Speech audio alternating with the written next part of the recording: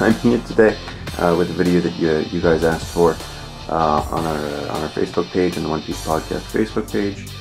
I posted, hey, are you guys interested in possibly seeing a video that kind of details Oda's signature that I received through the Hokotate experience, which if you're not familiar with the podcast or myself, on April 15th, 2012, and I participated in a trivia competition between the 6 of the 7 former editors of One Piece, former and present editors of One Piece, and 2 other fans like myself. We quote-unquote lost. Fair loss, but let me just put it this way: if we were able to ask the questions that all of us wanted to ask, then we probably would have won. But the world of television is a complicated place. That's all I'll say about that. Anyway, we were on this competition, and after things wrapped up, we were actually the first regular people to enter the One Piece exhibit that was at the top of Roppongi Hills, on this 52nd floor. And that was an amazing experience, and that was enough of a reward for participation in and of itself, because I was able to actually indirectly contact Oda and have him confirm some questions and theories that I've had for years. And as things turned out, the director showed up at my house maybe a week and a half after the filming. He said, "I have something for you from Oda." And I said, "What?" And he passed off Oda's signature. And that's just, it's indescribable. It's 11 years of work getting towards that point. And anyway, I won't bore you with that right now. But let's take a look at the signature. All right, and here we go.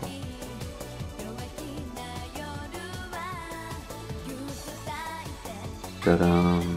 There it is. Look at that. Isn't that something? All right, let's look at the parts of this a little bit. This is a frame. I just had this done recently. Recently being, we're in, let's see, what is today? 7/7. It's Tanabata in Japan, 2012. A fan of the podcast was able to locate this. Thank you very much for that. I don't call your name offhand, and I apologize for that. But you queued us in via Facebook, and thank you very much.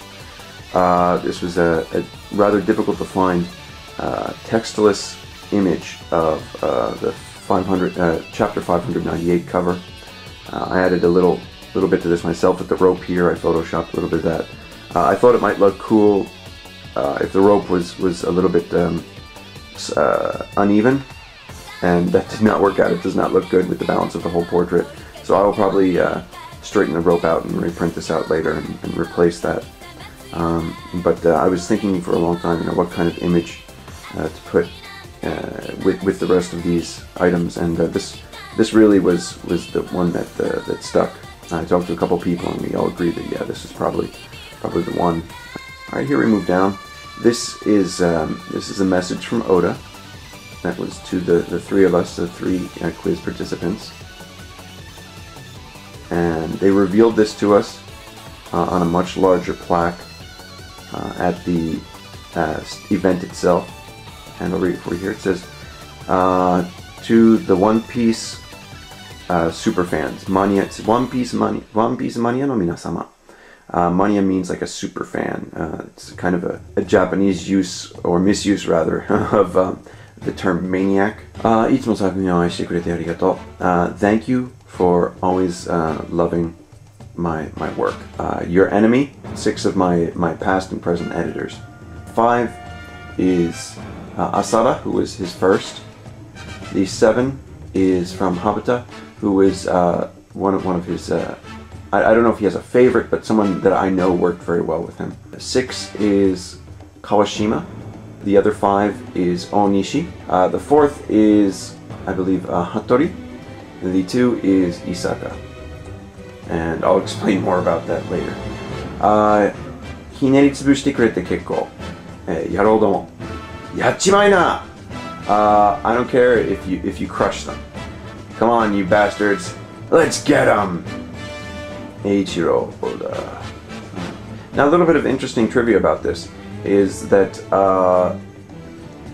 the individuals that hold this original piece of Oda's work are the production company. They're a production company based out of Tokyo, and they made the TV show for Fuji Television, and they hold the original. The original, and you might not hear this too many other places, even from Japanese sources, because I don't know if the other manga teams heard this story or not, but the original is actually reverse, the colors. It's actually, the white is black and the black is white, which makes sense since Oda typically draws messages on white paper like that.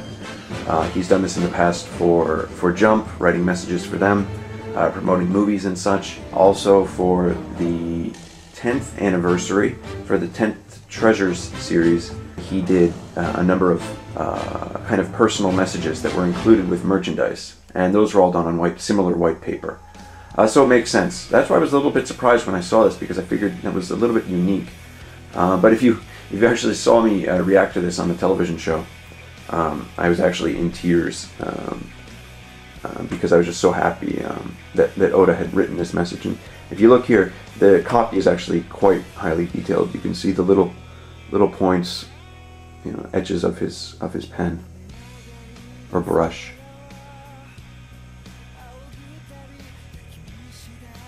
And wow, just that was an amazing moment, just seeing this personal message from him. All right, let's move over. And this is a signboard. I purchased this in advance, and this is from the editors of One Piece, and it says to Greg, from the editors, from the past and present editors of Peace. And here we have the original is Asada, and Asada worked with Oda from basically the start of his serialization. Now, Asada is not the first editor that Oda ever had, but he is the first one that worked with him on the serialization of One Piece. Here we have the second editor. This is Habata. And he says, thank you very much, and please thank you in advance from here on out as well.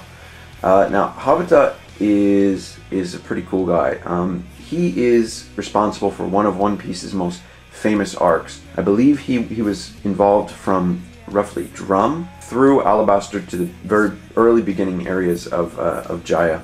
He's responsible for one of One Piece's most obviously famous sections, and what helped it gain the kind of momentum that it has. He really worked very hard for Oda. If you see a lot of the Jump comments that are in the table of contents page from the authors, at the very bottom is a section called OK Jump Guy, and the name has changed slightly throughout the years, but right now it's called OK Jump Guy. And it's a section that I think about 4, maybe 5 editors get to get a weekly comment in as well. And so obviously with only 5 spaces or 4 spaces, not every editor can comment every week, so they only get maybe like 1 comment every month and a half or so, or every month. And a lot of them use comments for their own personal lives or their own things that they want to say. But Habata continuously promoted One Piece in his comments. You can really tell. I mean, not that the other editors don't love the series and didn't work extremely hard for it, but you could see that his life was ingrained in making this series a success, and that was very cool. He was also one of the editors that actually came up to me after the competition and just started talking and said, how long have you been a fan?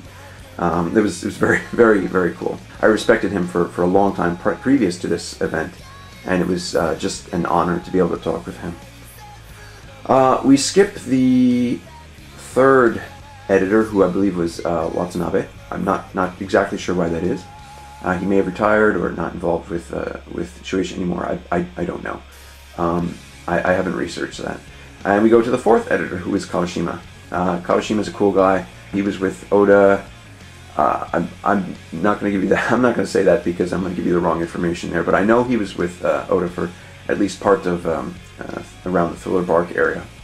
And Kawashima's a portly fellow, and his nickname is Mr. I guess they call Winnie the Pooh Pooh-san in Japan, so his nickname was Pooh-san, and because he kind of looks like Winnie the Pooh. And after the competition was finished, he actually did an impersonation of an impression of Pooh for me. That's Winnie the Pooh.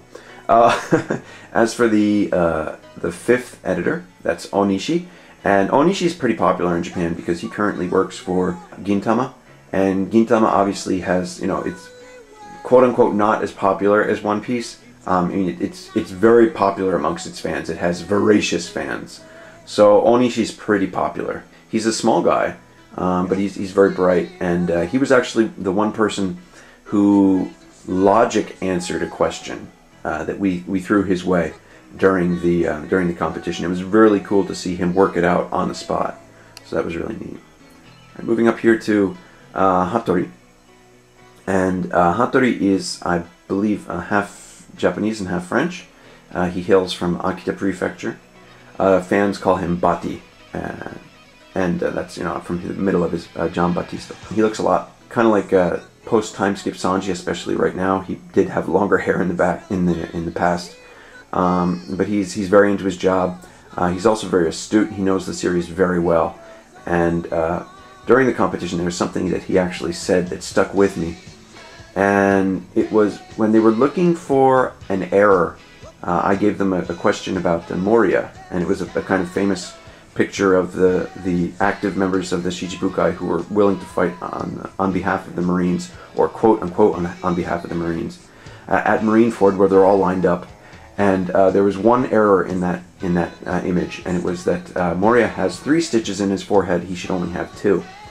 And as they were looking for that, they looked for about 10 minutes, and they tried to find what the mistake was. After about 8 minutes or so, Hattori actually said, you know what, he said, whatever the mistake is, it's not something that would make the series less enjoyable.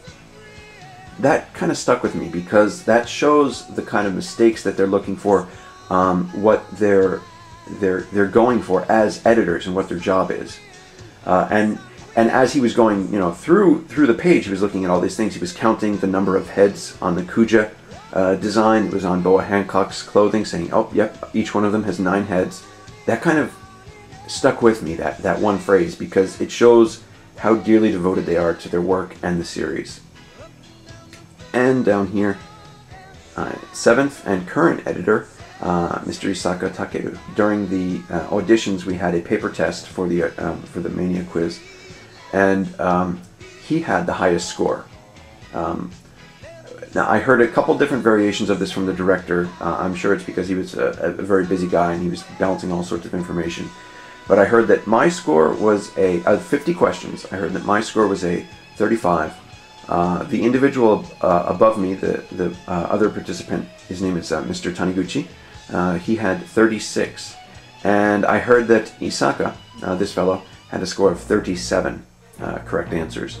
So very, very knowledgeable about the series, and as we learned from the Hokotate episode, his dream basically in his younger years was to be the Pirate King. So we're talking about someone who's loved One Piece for a long time. Alright, and finally, what you've been waiting for. Let's look at Oda's signature.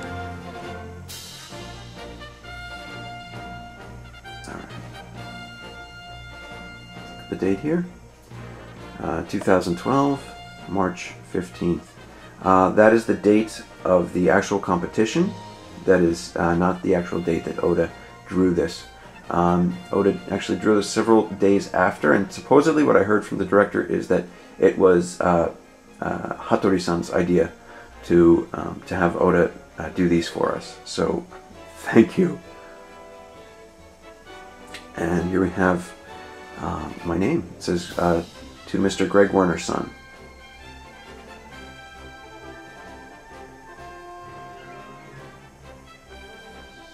And here we have Luffy. And let's look at some of the characteristics. Boy, I have looked at these things so many times online and on auctions that you wouldn't believe it. Oh man, I still can't believe it's here. Oda typically, I don't know if he does this on purpose, or not, but he has a way of signing his pictures that kind of shows that it's his. He'll do one piece, he writes it out like this, and he does the X in the middle of the O. Actually, you can see that the editors even tried to carry that through here. The O with the X through it. Also, his signature here. Look at that, that's a smudge there. That smudge is Oda. That's a smudge from Oda, is that not incredible? Yeah, he signs his name in cursive. This characteristic O. Yeah, and the dot. You know, you look at these enough and you can actually go online and tell which ones are fake because they're missing certain characteristics. Let's see. Okay, let's look at Luffy. Also, Luffy has a couple now. Again, not entirely sure if this is intentional or not, but this seems to kind of indicate that this is an original. Oda typically draws Luffy, especially when he's very clear, with 3 lines. He draws his ear with 3 lines, and he has not done that here. You can see there's only 2 lines in his ear. I think, again, this is just my own conjecture, but I think that Oda might do this again to kind of show that this is an original.